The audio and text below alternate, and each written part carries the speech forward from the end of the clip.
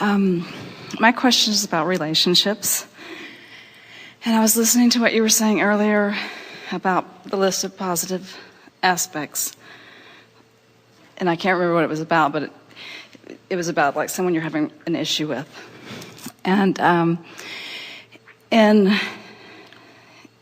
a relationship, how do you know when you should just move on to another relationship or go out on your own or divorce? Well, here's the thing. First, we want to acquaint you with your vortex and help you to make that your predominant relationship.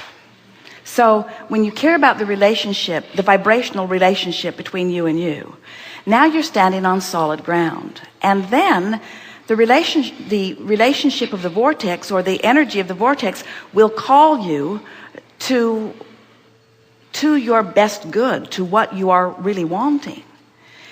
It's that easy for us to say thing about just don't leave a relationship from outside the vortex. Make sure you're in the vortex.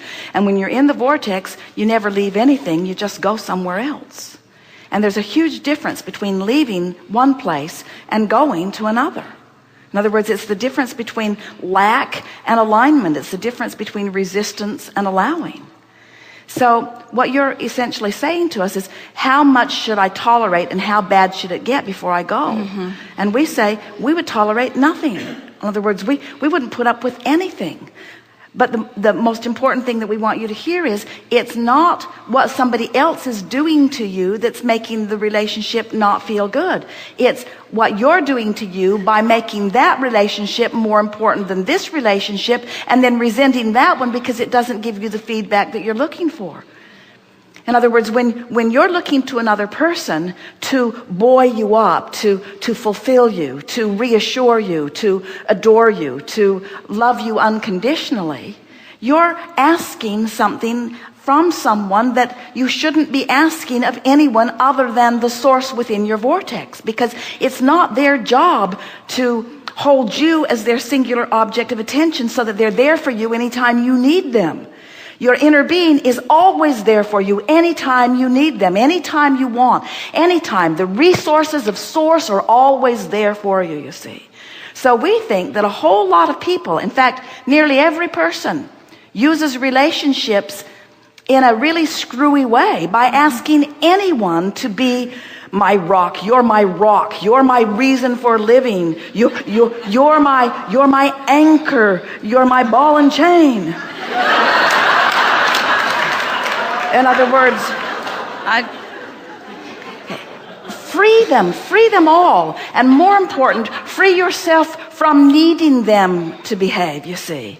And we know there are things that go on in relationships, in your relationship, that you don't want, and that no one should ask you to put up with.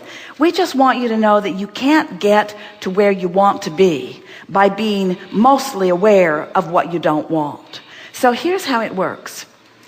So this troubling relationship is causing you, and has been causing you for some time, to create a really different relationship in your vortex. Every time you are disrespected, a more respectful relationship cues up.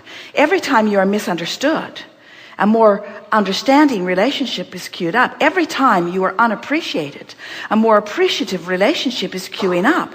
Now, we know, as we said earlier, it's easier to go to the movie and watch the reality of all the color and vividness of real life than it is to conjure imagery of what's in the vortex. We get that. But we want you to understand that there is a vivid, delicious relationship waiting for you that has been carved out of every relationship that you've ever had, that you have access to, but that you have to make a choice, thought by thought, day by day, moment by moment, emotion by emotion. You have to reach for better feeling thoughts. You have to reach for what's here rather than be appalled by what's here. So what you have to do is just sort of put up with it when it's happening, because it's hard to ignore someone who's there. It's hard to ignore something when it's happening. Don't even try. But in those moments when you're not being tested to the fullest, In those moments when you're lying in the privacy of your own mind in bed and you have the ability to conjure thoughts, think about the vortex, not about the better relationship. Think about the vortex. Think about the peace and wonder and fulfillment of the vortex. Because what happens is, you see, you've already done step one. You've already put the relationship you want in the vortex. Now, the more you soothe yourself, the more you allow your vibration to raise, until eventually, it is our promise to you, your vibration will raise to the frequency of your vortex, and then you are a cooperative component to all of the things that you've put there, and then the impulse to act will be so strong that you will not be able to deny it. But it won't be a moving away from, it will be a coming home to feeling. Hard to hear when you're all wrapped up in what you don't want. So all these words are doing for you is, as you trust Abraham, as you believe in the overall message of the vortex, what we're doing for you here is letting you know that we've seen what's there. We've seen what's there, and you can see it too. And when you do, you'll know what to do. When you see it, you'll know what to do. What's got you down now, and a lot of people say, well, Abraham, it seems like any relationship is better than no relationship. And we say, not really. Not really. But there are a lot of people that feel that way. This is better than nothing. And we say, you are not in a position where you're having to choose something unwanted over nothing. It's something over something, something wonderful over something not wonderful. That's what the choice is. Something wonderful, something dynamic, something deserved, something equal to who you really are, something in alignment with what you've put there. You deserve a wonderful, wonderful, wonderful, wonderful, wonderful relationship, you see. You deserve a wonderful relationship. That's what's there for you. But you just got to go to the pantry for a while and eat things that distract you. I have been. So, when my partner is being especially negative, well, that's not the time to do any work. Just accept that hair-blowing, just accept that hair-blowing experience as sort of where you're at, that hair-blowing back experience. In other words, well, this is where we are, this is what is, and this is putting all kinds of good stuff in the vortex. Don't tell your partner, because that's just annoying. Oh, you're helping me create someone so much better than you. Every time you act like that, my life gets better over here. You don't want to say that. Just know it. So do you just leave the room every time? Do you just say again? To distract yourself from like the ongoing negative stuff? Do you just leave the room every time? You know just go into your... You know what's interesting about this? You all watch television with all that stuff going on that's negative without feeling a need to leave the room.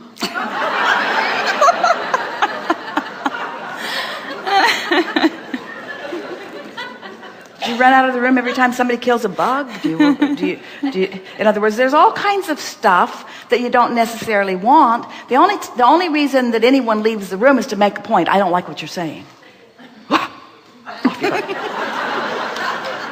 In other words, you want to de-emphasize. You want to de-emphasize the unwanted. Okay. So be here. This is the key or the trick that you're looking for.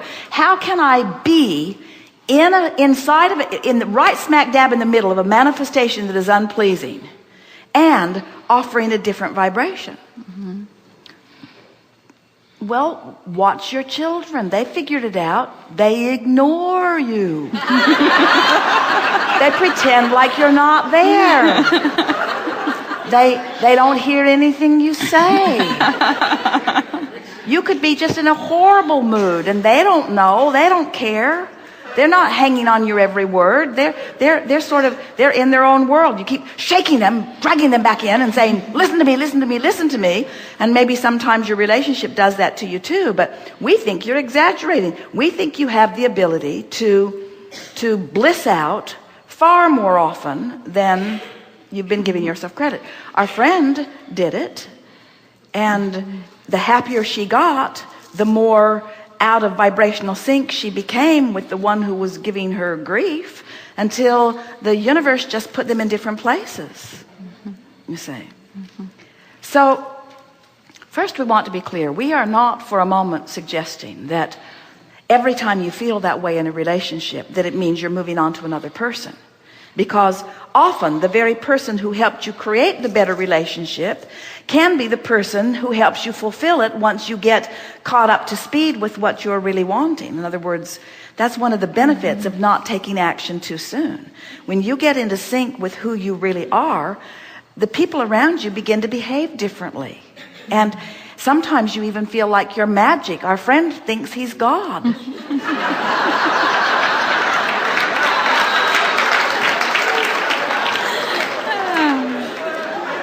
And we do too. In other words, you have such power of persuasion when you get tuned in, tapped in, turned on. Have you ever been in a situation where something happened and you laughed, and because you laughed, everyone else did too, and it sort of blew over? You changed the vibrational dynamics of the situation from your in the vortex attention to it, you see. So what have we said to you here? First, don't be hard on yourself. But second, and equally, don't be hard on the other person, because you can't get to the person that you really want while you're railing against the person you don't want. You can't get to the behavior that you really want while you're taking detailed notes of what's wrong with what's going on. In other words, you're wanting to deactivate that in your vibration. And we've never known anyone who could deactivate something without activating something else. In other words, you just can't push against what you do not want without making it bigger. So you have to just do your best to withdraw your attention. And that's why you said, should I just leave the room? And we say, unless leaving the room draws more attention to it. If you can leave quietly, or leave happily, or hear something and go answer it, or be on your way to something else, but don't leave in a defiant huff against anything. Because you're not wanting to proclaim to the universe, I'm leaving this, because the universe will say, well, here's some more in another room. You see. Very good. Very good. Thank you.